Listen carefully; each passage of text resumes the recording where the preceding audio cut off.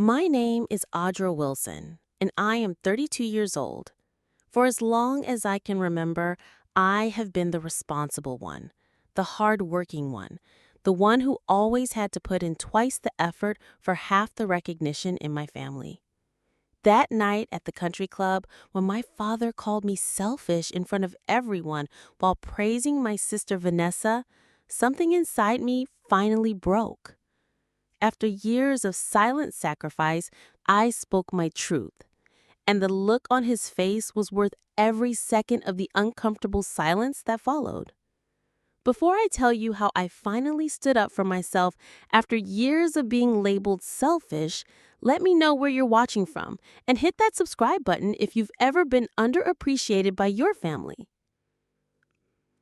I grew up in Oak Brook, a comfortable middle-class suburb just outside Chicago.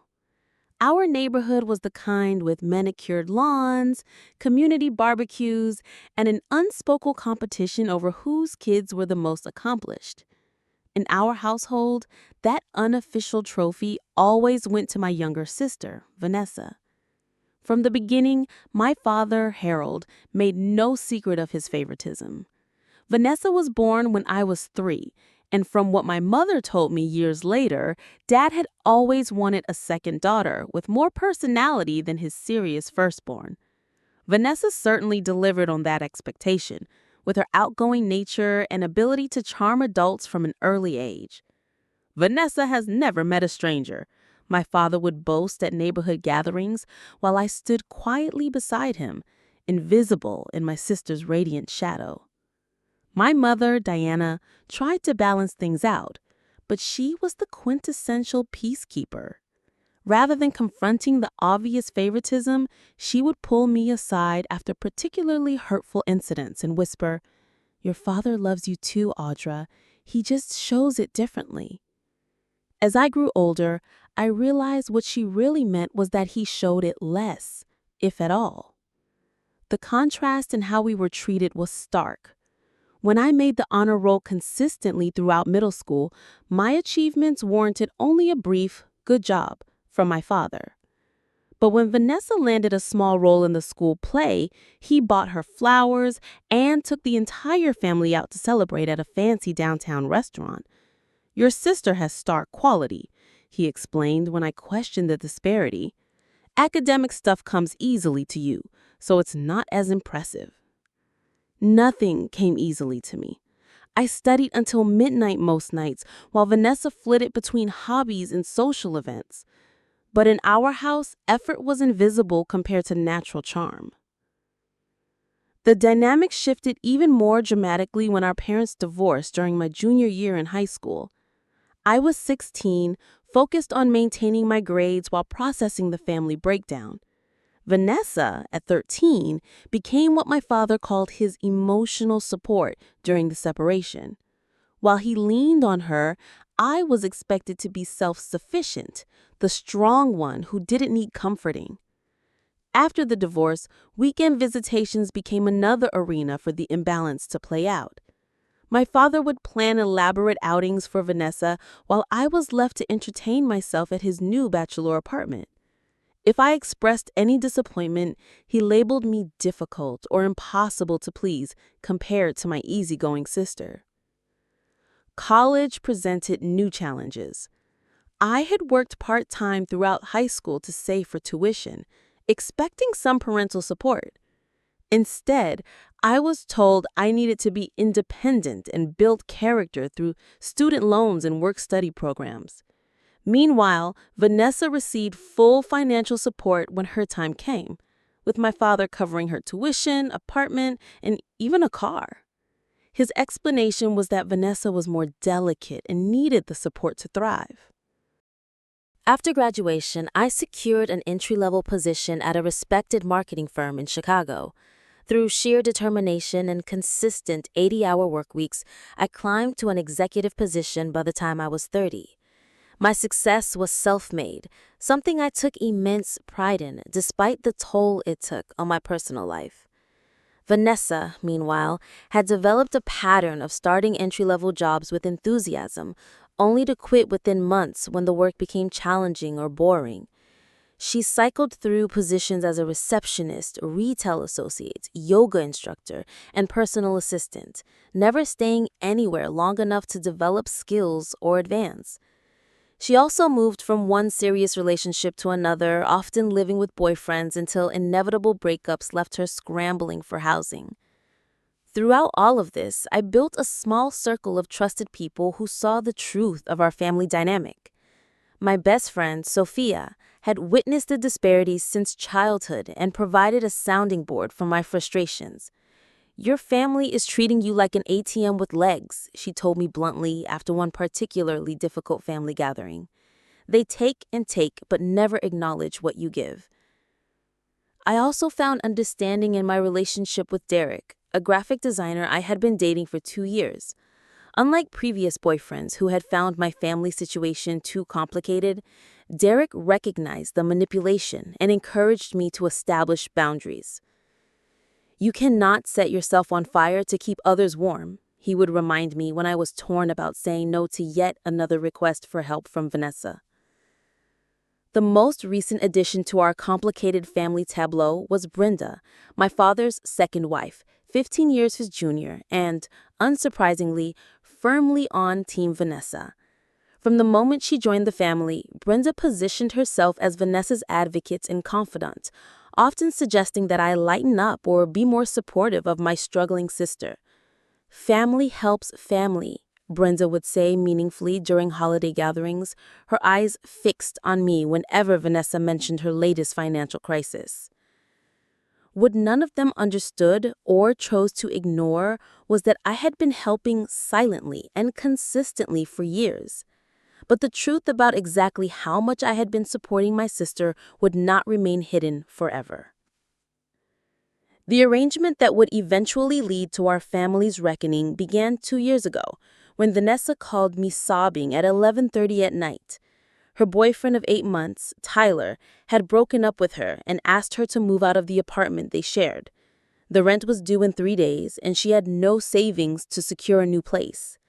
"I have nowhere to go, Audra," she cried.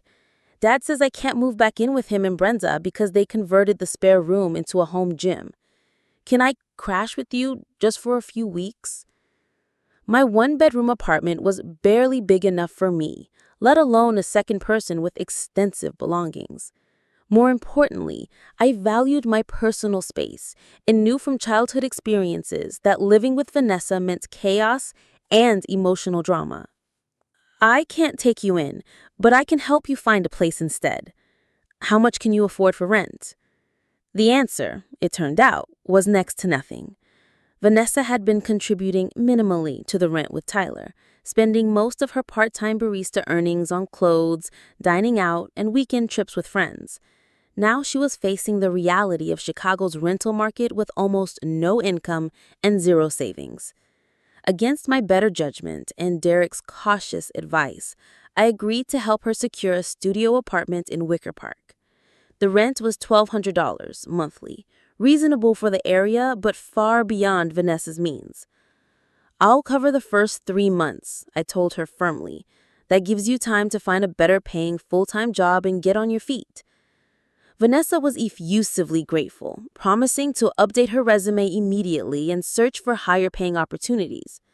I even connected her with contacts at several companies, leveraging professional relationships I had carefully built over years.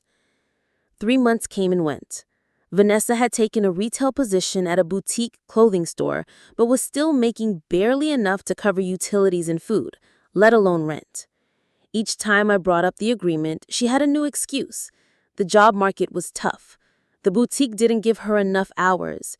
She needed expensive new clothes for interviews. She had unexpected medical expenses. "Just 1 more month," became her mantra. "I promise I'll figure it out." 1 month turned into 6, then a year. Before I knew it, I had been paying Vanessa's rent for 18 consecutive months, watching my own financial goals slip further away. The down payment I had been saving for a condo remained stagnant.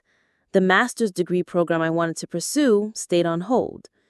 The European vacation Derek and I had been planning was indefinitely postponed. Meanwhile, Vanessa's Instagram told a different story than her financial hardship narrative. There were posts from weekend getaways to Michigan wineries, new designer clothes with tags still attached, and expensive restaurant meals with friends. Each time I questioned these expenditures, she had a ready explanation. Friends had treated her. She had found amazing sales. The trip was mostly paid for by someone else. The financial drain was significant, but the emotional toll was worse. Every month, transferring that $1,200 felt like a silent scream into the void. No one in our family knew about this arrangement, not even our mother. Vanessa had sworn me to secrecy, claiming she was too embarrassed to let others know how much she was struggling. In reality, she was not struggling at all, at least not in the ways that mattered. She had a free place to live, courtesy of my hard work, while maintaining the lifestyle of someone making 3 times her actual income. The family narrative remained frustratingly unchanged. At gatherings, my father and Brenda would talk about how Vanessa is finding her way and doing her best despite challenges. My own career successes were acknowledged briefly before someone changed the subject, usually to something more interesting that Vanessa was doing. "Are you coming on the family trip to Lake Geneva this summer?" my father asked during one Sunday phone call. "I don't think I can get the time off," I said, which was partially true. What I didn't mention was that after paying Vanessa's rent, mine own, and trying to maintain some semblance of retirement savings, another expense was out of the question. "You work too much, Audra," he sighed. "There's more to life than career. Look at Vanessa. She doesn't make much money, but she knows how to live in the moment and enjoy life." I bit back the obvious response that Vanessa could live in the moment because others were subsidizing her reality. Instead, I changed the subject, swallowing my resentment like a bitter pill. The comments about my supposed selfishness began to increase.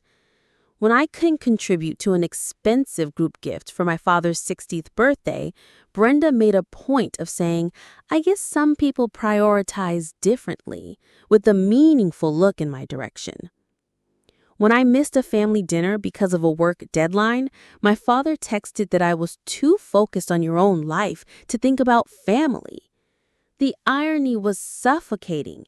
I was literally sacrificing my financial future for my sister while being labeled as selfish by the very people who had no idea what I was giving up. Derek witnessed my struggle firsthand, watching as I calculated and recalculated my monthly budget to accommodate Vanessa's rent while maintaining my own financial obligations. "This isn't sustainable," he told me one night after I had turned down a weekend away because of money concerns. "You're enabling her to stay stuck while punishing yourself." "What am I supposed to do? Let her become homeless?" I asked. "You wouldn't be homeless," he said gently. "She would have to make different choices. Maybe get roommates, move to a cheaper area, or actually work full-time like most adults. You're not helping her by removing the natural consequences of her actions." I knew he was right, but years of family conditioning made it difficult to imagine standing up for myself. What would my father say? How would it affect my already tenuous relationship with Vanessa? Would this be the thing that finally fractured our family beyond repair? Still, something had to give. I tried taking a gentler approach, first meeting Vanessa for coffee to discuss a path toward financial independence. "I need to start thinking about my own financial goals. I can't keep paying your full rent indefinitely." Vanessa's eyes immediately welled with tears, her go-to response when confronted with anything uncomfortable. "Are you saying you're cutting me off?" she asked, voice trembling. "You know I can't afford that place on my own. Do you want me to be homeless?" "No, of course not," I backtracked immediately, hating myself for the weakness. "I just thought maybe we could create a plan where you gradually take over more of the rent." She sniffled, dabbing at her eyes with a napkin. I'm really trying, Audra. I just had to reduce my hours this month because of my anxiety. The manager was scheduling me for too many closing shifts, and you know how that affects my sleep. And just like that, the conversation shifted from her taking responsibility to me feeling guilty for adding to her stress. I left that coffee shop having agreed to continue the full payments for at least another 3 months. The cycle of enabling continued, with my resentment growing alongside my dwindling savings account. Something would have to break this pattern. As it turned out, that something would be my patience, pushed to its limit by one family dinner too many. The annual Wilson family dinner at the Oak Brook Country Club was a tradition my father had maintained since the divorce. Every year in June, he would reserve the private dining room, invite a few close friends, and gather the family for what he called a celebration of our ongoing bond. Despite life's changes, in reality, it was an opportunity for him to showcase his success and position as family patriarch, with all of us expected to play our assigned roles. As the date approached this year, my anxiety mounted. These dinners inevitably followed the same script. My father holding court while Brenda smiled adoringly, Vanessa charming everyone with amusing anecdotes, and me sitting quietly, fielding occasional questions about my work before the conversation moved to more interesting topics. 2 days before the dinner, Vanessa called with what had become a predictable emergency. Audra, I hate to ask, but I need a favor, she began, her voice taking on the hesitant tone that always preceded a financial request. There's this amazing opportunity for a pop-up boutique event, but I need to pay for a vendor table up front. It could really help me start my own business. Vanessa's business ideas had become a revolving door of unrealized plans. Last month, it was becoming a personal stylist. Before that, launching a wellness blog. None of these ventures ever materialized beyond the initial excitement phase, and certainly none had produced any income. How much do you need? I asked, already mentally adjusting my budget for the month. Just $300, she said quickly. The event is this weekend, and I can make back triple that amount if I sell even half my inventory. What inventory? I asked. I didn't know you had products to sell. Well, I need to buy some things to resell, she admitted. But I've done all the research. Trust me, this is going to be different. Against my better judgment and the imagined sound of Derek's disapproving sigh, I transferred the money. Good luck, I said. I hope it works out. The night of the dinner arrived, and I made my way to the country club with the familiar mix of obligation and dread. The dining room was elegant as always, with crisp white tablecloths and the soft glow of candles creating an atmosphere of refined comfort. My father and Brenda were already there, along with their friends, the Hayeses and the Porters, couples in their 60s who had known our family for years. I spotted Vanessa across the room, animated in conversation with Mrs. Porter. As I approached, I noticed the large Louis Vuitton handbag on her arm, its distinctive pattern catching the light. The bag was new, and from my knowledge of the brand, cost at least $2,000, far more than the $300 I had sent her for the supposed business opportunity. My stomach tightened as realization dawned. There was no pop-up event, no vendor table, no business plan. The money had gone toward a luxury purchase while I had been eating ramen noodles 3 nights a week to offset the constant drain on my finances. Audra, you finally made it, my father called out, gesturing to the empty seat beside him. We were just talking about Vanessa's exciting weekend plans. I took my seat, accepting a glass of wine from the server, desperately needing its calming effect. Yes, Mrs. Hayes said warmly, smiling at my sister. Vanessa was telling us about this wonderful trip to Miami she's taking with her friends. A well-deserved break from what I hear. I nearly choked on my wine. Miami, I echoed, looking directly at Vanessa. She avoided my gaze, suddenly very interested in the dinner menu. Just a quick girls' weekend, nothing fancy, Vanessa said lightly.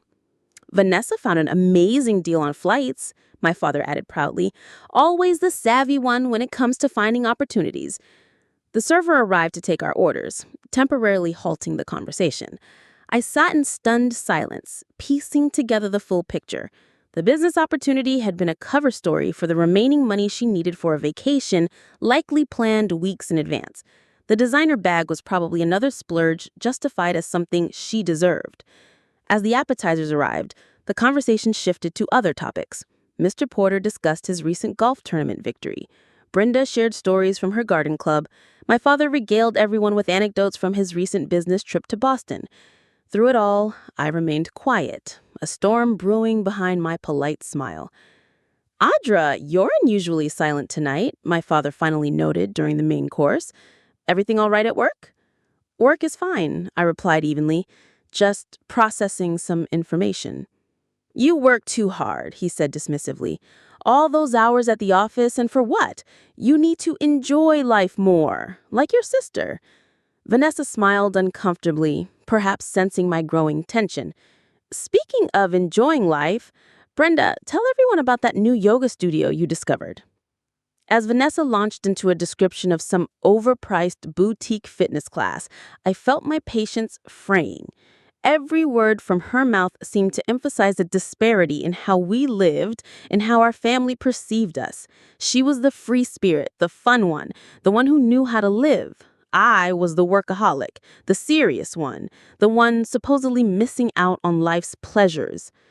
No one at that table knew that her carefree lifestyle existed because of my sacrifice. No one knew that the rent for the apartment where she practiced her leisurely morning routines came from my overworked hours. No one knew that my dreams were on hold so she could chase her whims. The weight of this unacknowledged reality pressed down on me as the dinner progressed. Each laugh, each approving nod from my father towards Vanessa, each dismissive glance in my direction tightened the knot of resentment in my chest. By the time dessert menus were presented, I was holding myself together by the thinnest thread of composure. Then came the comment that would finally snap that thread. I'm thinking about taking a pottery class this summer, Vanessa announced as we considered the dessert options. I've always wanted to try it, and there's this amazing studio in Bucktown. That sounds wonderful, sweetheart, my father beamed. It's good to explore your creative side. It's a bit expensive, she admitted, twirling her hair the way she always did when leading up to a request, but I think it would be really fulfilling. Worth every penny for something that feeds your soul, Brenda agreed. Life is too short not to pursue your passions. I took a long sip of water, trying to cool the heat rising in my chest. The pottery class was clearly the next thing she expected me to fund. After the rent, after the business opportunity that turned into a Miami trip, after 2 years of constant financial support. What about you, Audra? Mrs. Porter asked kindly, perhaps noticing my discomfort. Do you have any summer plans? Before I could answer, my father jumped in.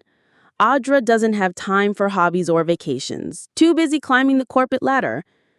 I actually had to cancel my plans to take some graduate courses this summer, I said quietly. Budget constraints. That's the problem with your generation, Mr. Hayes commented.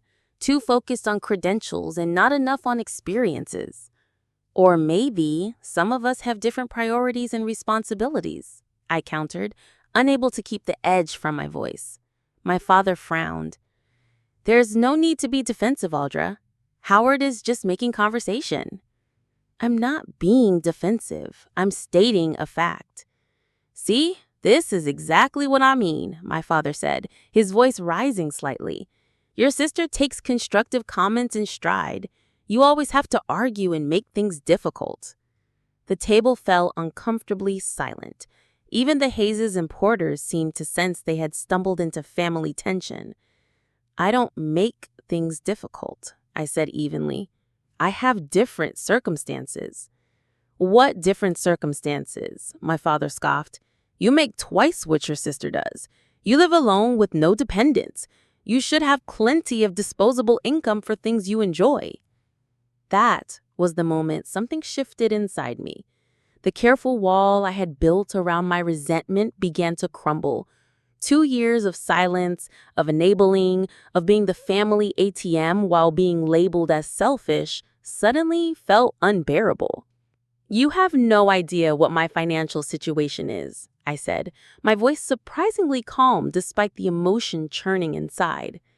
I know you're doing well in your career, he dismissed, and I know you choose to spend it all on yourself while your sister struggles to make ends meet. The unfairness of his assessment hit me like a physical blow. I looked around the table at these people who had completely misunderstood my life and character and decided the truth could no longer remain hidden. "Dad," I said, placing my napkin beside my plate, "when was the last time you helped Vanessa financially?"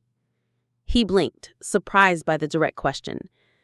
"Well, I helped her with the security deposit on her apartment when she moved in, and I've taken her shopping occasionally. And who do you think pays her rent every month?" The table went completely still. Even the background noise of the country club seemed to fade away as all eyes turned to me. "What are you talking about?" my father asked, genuine confusion on his face. "I've been paying Vanessa's rent for 2 years," I said, the words finally released into the open. $1,400 every month directly to her landlord. That's why I can't afford graduate school, or vacations, or pottery classes. My father turned to Vanessa, whose face had drained of color. "Is this true?" Vanessa's eyes darted around the table, looking for an escape route that didn't exist. "It's complicated. Audra offered to help temporarily when Tyler and I broke up. It was supposed to be short-term. 2 years isn't short-term, and I didn't offer. You called me crying at midnight saying you'd be homeless." "You could have said no," she muttered. "Yes, I could have. That's my mistake. One I'm rectifying tonight." I turned back to my father, whose expression had shifted from confusion to discomfort. "So, when you call me selfish for not taking vacations or pursuing hobbies, understand that the money that might have gone to those things has been keeping a roof over your favorite daughter's head instead." "Now, Audra," my father started, clearly trying to regain control of the situation, "there's no need to be dramatic about this. Family helps family. If you were struggling financially, you should have said something." "I'm not struggling. I'm subsidizing someone else's lifestyle while being criticized for how I spend my own money." "I'm sure Vanessa is grateful for your help," Brenda interjected, attempting to smooth things over. "Vanessa told me 3 days ago that she needed $300 for a business opportunity. That money apparently went toward her Miami trip this weekend, and judging by the new Louis Vuitton bag, there have been other creative uses of funds as well." Vanessa's face flushed. "That bag was a gift," she said quickly. "From whom?" I challenged. "A friend?" "Which friend spends thousands on designer gifts?" The table had become an uncomfortable tribunal, with the Hayes and Porters shifting awkwardly in their seats, clearly wishing they were anywhere else. "I think this family discussion might be better continued in private," Mr. Porter suggested gently. "You're right," I agreed, standing up. "And I'll make it short. I'm done paying your rent, Vanessa. You have 30 days to figure out your finances like an adult." My father's face darkened with anger. "You can't just cut her off without warning. Where's she supposed to go?" "She could move in with you and Brenda," I suggested. "Convert that home gym back into a bedroom. Or she could get roommates, work full-time, or find any of the countless solutions that don't involve me sacrificing my financial future." "Why are you doing this publicly?" my father demanded. "Is this some kind of revenge?" "No, Dad. This is me finally standing up for myself after years of being called selfish by people who have no idea what I've been giving up. You wanted to know why I don't take vacations or pursue hobbies. Now you know." With that, I picked up my purse and prepared to leave. "So you're just going to drop this bomb and walk away?" my father called after me. "This is why people find you difficult, Audra. You always have to make a scene instead of handling things maturely like your sister." I turned back one last time, surveying the table, the shocked faces of the dinner guests, Brenda's tight, uncomfortable smile, Vanessa's tear-filled eyes already calculating her next move, and my father still somehow casting me as the villain in a story where I had been silently saving everyone for years. I am handling things exactly as maturely as they deserve to be handled, I said calmly. Enjoy your dessert. I'll see myself out. The sound of my heels on the hardwood floor echoed through the dining room as I walked away, leaving behind the weight of expectations and obligations I had carried for too long. For the first time in years, despite the confrontation and its inevitable fallout, I felt something close to freedom. The drive home from the country club was surreal. My hands gripped the steering wheel so tightly my knuckles turned white. But inside, I felt a strange mixture of terror and liberation. Years of carefully maintained family dynamics had just been blown apart at an upscale dining table, and there was no going back. I barely made it through my apartment door before my phone exploded with notifications. 3 missed calls from my father, 5 from Vanessa, and a text from my mother asking what happened. Word traveled fast in our family circle. I silenced my phone and poured myself a glass of wine, hands still shaking slightly. Then I called the one person I knew would understand. I did it, I told Derek when he answered. I told everyone the truth about Vanessa's rent. How did it go? He asked cautiously. About as well as a nuclear explosion. Can I come over? I don't want to be alone right now. 30 minutes later, I was sitting on Derek's couch, recounting every excruciating detail of the dinner confrontation. He listened without interruption, occasionally squeezing my hand in support. I'm proud of you, he said when I finished. It took incredible courage to stand up for yourself like that. It doesn't feel like courage, I admitted. It feels like I just destroyed my family. You didn't destroy anything. You just stopped pretending the existing situation was okay. My phone buzzed again, and I glanced down to see a text from my father. Your behavior tonight was inexcusable. You embarrassed this family in front of my friends. We need to talk tomorrow when you have calmed down and can be reasonable. I showed Derek the message, and he shook his head. Still making it about him, I see. That's his specialty. I sighed, turned off my phone completely, and spent the night at Derek's apartment, grateful for the buffer of physical distance from the storm I had created. Morning came too quickly, and with it the reality that I would have to face the consequences of my truth-telling. When I finally turned my phone back on around noon the next day, the barrage was immediate.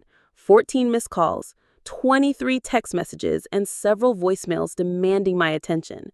Vanessa's texts ranged from angry, "How could you humiliate me like that?" to desperate, "Please call me, we need to figure this out," to manipulative, "I guess you never really cared about me at all." My mother, who hadn't been at the dinner but had clearly received multiple versions of what happened, sent a typical conflicted message.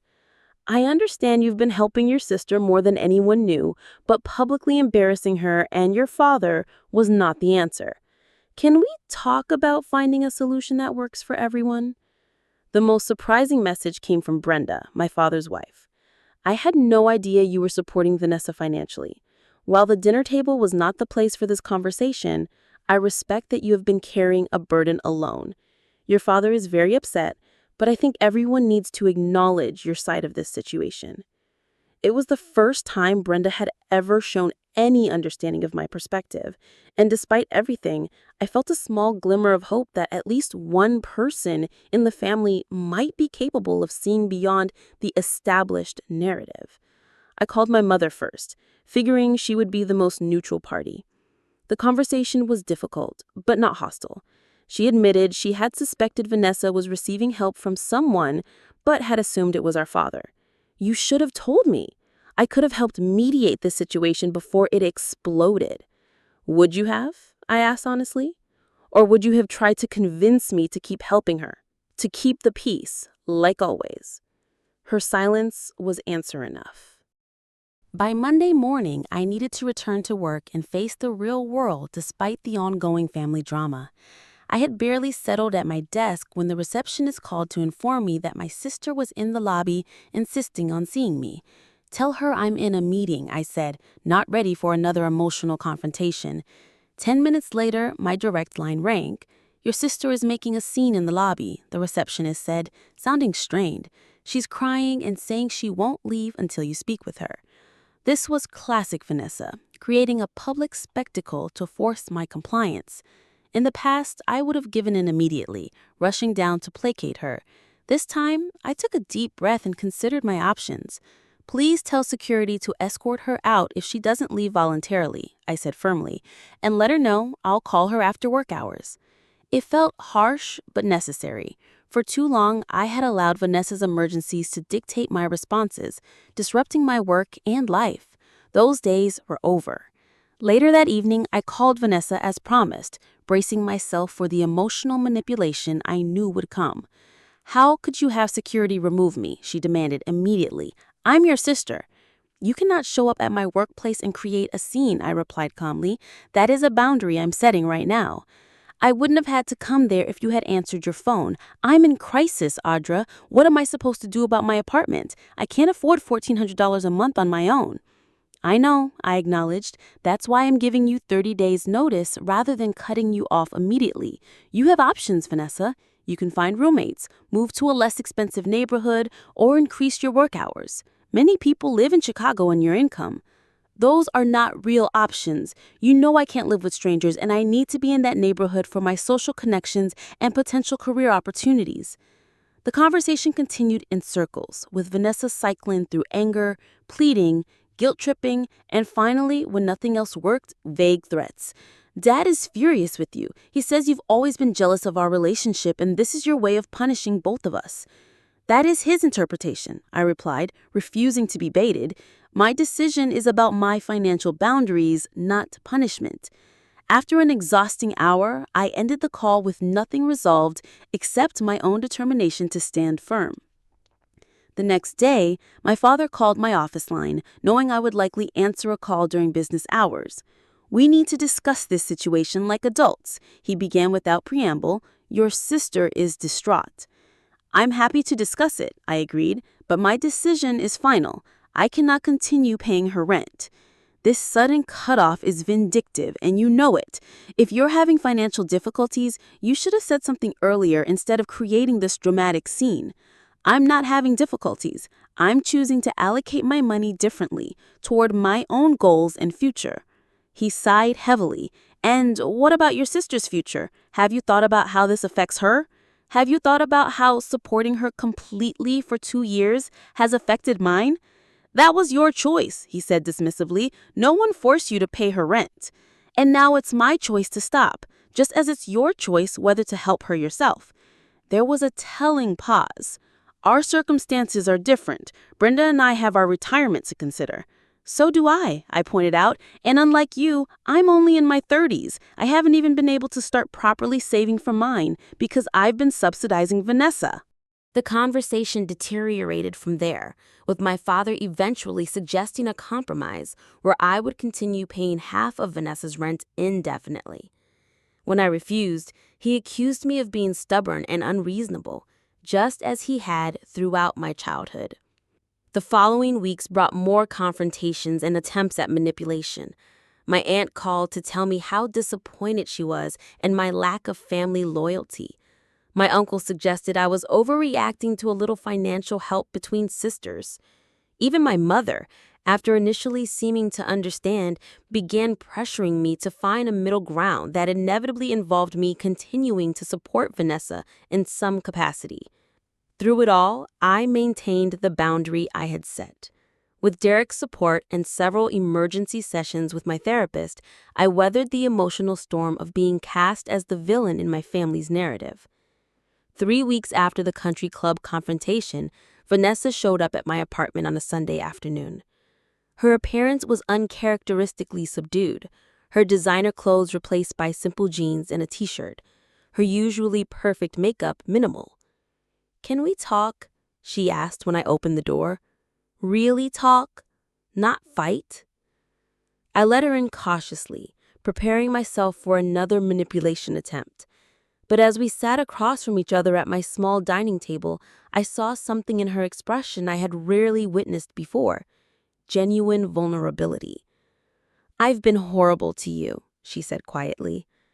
"I knew what I was doing was wrong, taking advantage of your help month after month. But it was so easy to just let it continue." I stayed silent, waiting for the other shoe to drop, for the request that inevitably followed these rare moments of self-awareness. "I found a roommate situation in Ravenswood. 3 girls in a converted loft. The rent would be $800 a month for my share. I can actually afford that with my current job if I pick up more hours."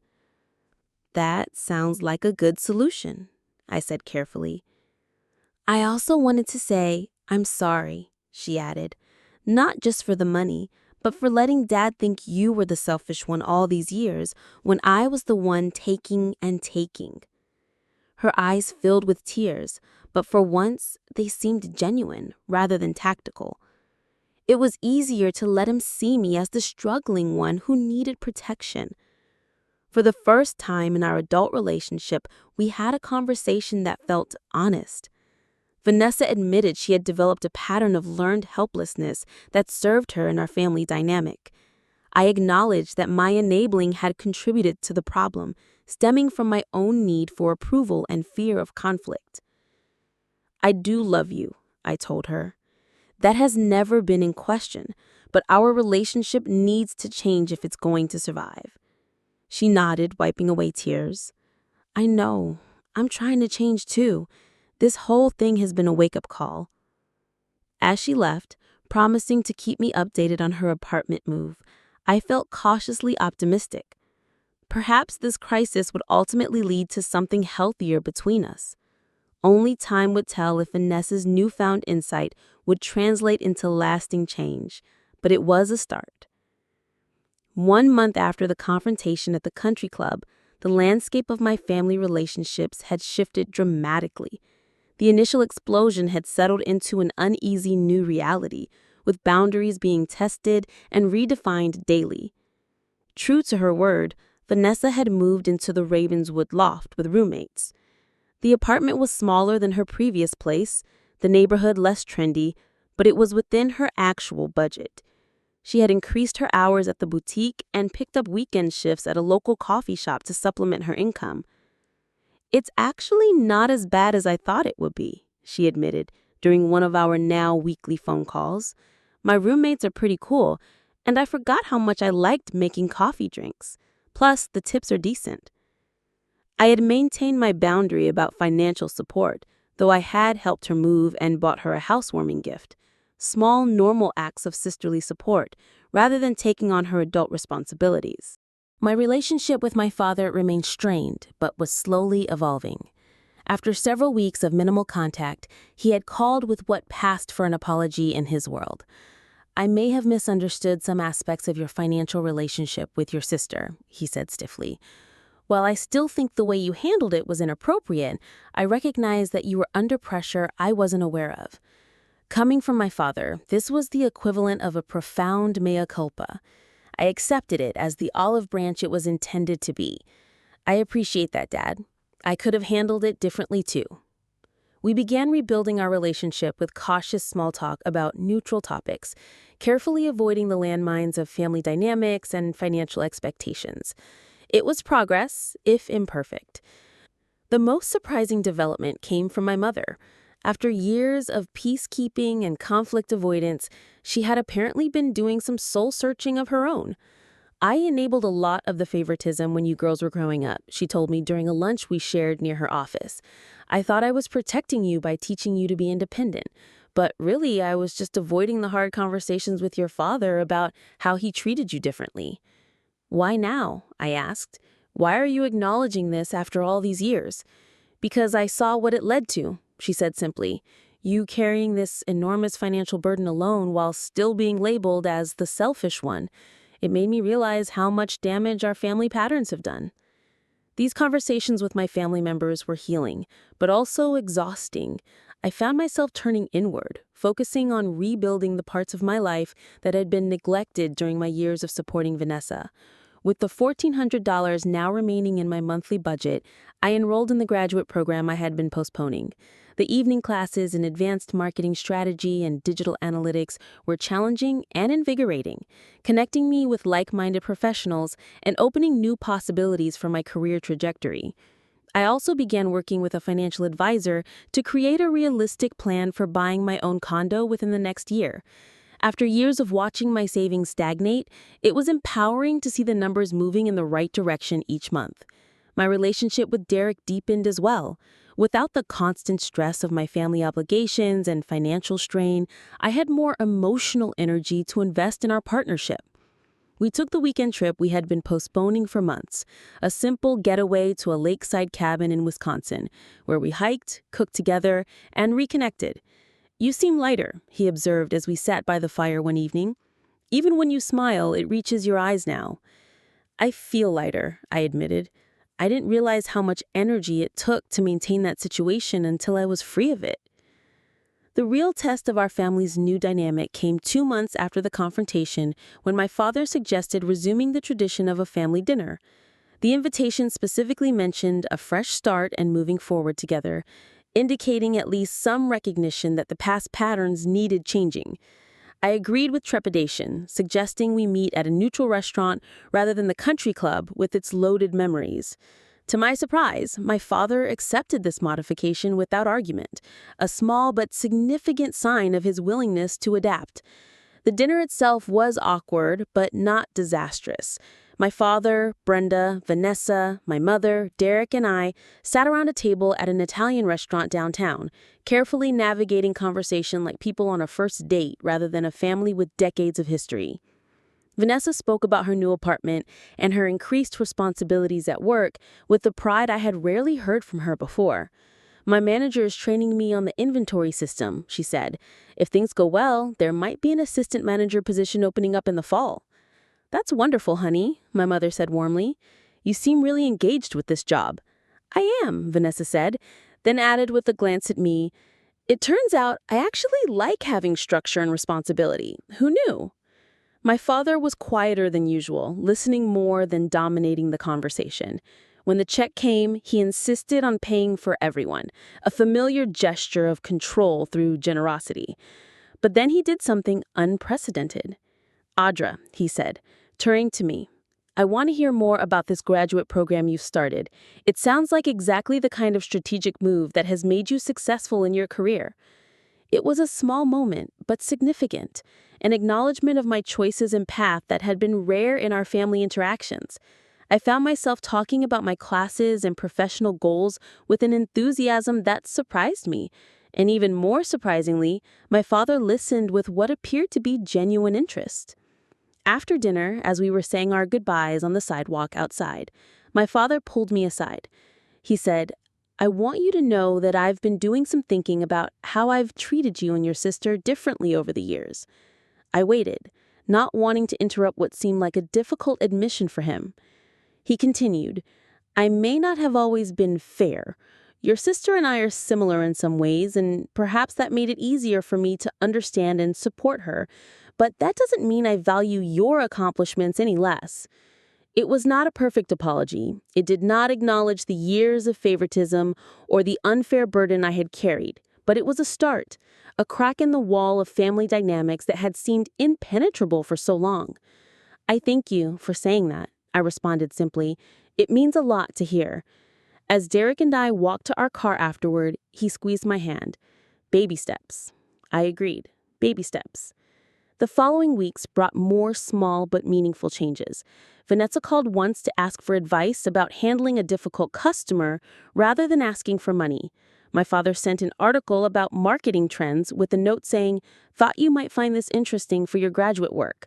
My mother invited me to lunch regularly, making a point to ask about my goals and dreams rather than just crisis managing family dynamics. 3 months after the confrontation, Vanessa invited me to her new apartment for dinner with her roommates. The space was modest but charming, decorated with creativity rather than expensive brands. She had prepared a simple pasta dish, admitting with a laugh that she was still learning to cook on a budget. "I wanted you to see that I'm really doing okay," she said, as we sat on her small balcony after dinner. "I know you probably worried that I would fall apart without your help. I did worry. I'm proud of how you handled this change." She twisted her wine glass thoughtfully. "You know what's weird? I actually feel better about myself now. When you were paying for everything, there was always this voice in my head saying I was a failure who couldn't handle adult life. Now I know I can, even if it's not as fancy as before." That conversation marked a turning point in our sister relationship. The dynamic was shifting from enabled, to something more balanced and healthy. We were fighting our way toward being sisters who supported each other emotionally without unhealthy financial entanglement. By the 6-month mark, many of the changes had solidified into new patterns. Vanessa had received the assistant manager promotion and moved to a slightly better apartment, still with roommates, but in a neighborhood she preferred. She occasionally asked for small loans for specific purposes, which she now consistently repaid on time. My graduate courses were going well, with one professor suggesting I consider teaching as an adjunct after completing my degree. Derek and I had begun seriously discussing our future together, including the possibility of marriage and combining our financial resources towards shared goals. The most profound change, however, was internal. The weight of resentment I had carried for years had lightened, replaced with a sense of agency over my own life and choices. I no longer felt defined by my role as the responsible one, the family ATM, or the supposed selfish sister. I was simply Audra, a woman with her own dreams, boundaries, and yes, generosity expressed on my own terms, rather than extracted by obligation. When my father called to invite everyone to the country club again for his birthday dinner, I was able to accept without the knot of dread that would have accompanied such an invitation in the past. Whatever happened, I knew I could handle it with the newfound strength that comes from standing in your truth. Looking back on that night at the country club when I finally spoke my truth, I realized it was not just about money. The $1,400 I sent to Vanessa's landlord each month was a symbol of something much deeper. My willingness to sacrifice my own needs to maintain a family dynamic that hurt me. The journey from resentment to empowerment did not happen in a single dramatic moment, despite how it might appear from the outside. It began with small recognitions, moments of clarity fostered by people like Derek and my therapist who could see what I could not, that I deserved to prioritize my own well-being. Financial freedom created the space for emotional freedom. Once I reclaimed control of my resources, other forms of self-advocacy became possible. I could say no without guilt. I could express my needs without apology. I could exist in my family as a full person rather than a supporting character in everyone else's story. My relationship with my family today is not perfect, but it is honest in a way it never was before. My father and I have developed a cautious respect for each other. He may never fully understand me or give me the unconditional approval I once craved, but he has learned to respect my boundaries. And I have learned that his approval is not necessary for my happiness. Vanessa and I are building a healthier sister relationship based on mutual support rather than dependency. She still struggles sometimes with financial management, but she faces the consequences of her choices rather than expecting rescue. In turn, I have learned to offer guidance without control, caring without enabling. Perhaps the most important lesson from this experience is that enabling behavior hurts both people involved. When I paid Vanessa's rent month after month without expectations or limits, I was not helping her grow into a capable, independent adult. I was keeping her trapped in a cycle of dependency while growing increasingly resentful myself. True selflessness includes self-respect. For too long, I equated being a good sister, a good daughter, with sacrificing my own needs. I now understand that healthy relationships require healthy boundaries. Caring for others should not come at the expense of caring for yourself. The peace that comes from living authentically is worth the temporary discomfort of speaking difficult truths. For years, I avoided conflict by silently supporting Vanessa while accepting my family's unfair characterization of me as selfish. The confrontation at the country club was painful and messy, but it cleared the way for more honest relationships all around. Today, my family interactions are more truthful if sometimes more difficult. We no longer pretend that everything is fine when it is not. We acknowledge differences and disagreements rather than sweeping them under the rug. It is not always comfortable, but it is real in a way our previous dynamic never was. As I look toward the future, I feel hopeful about continuing to build relationships based on mutual respect rather than outdated roles and expectations.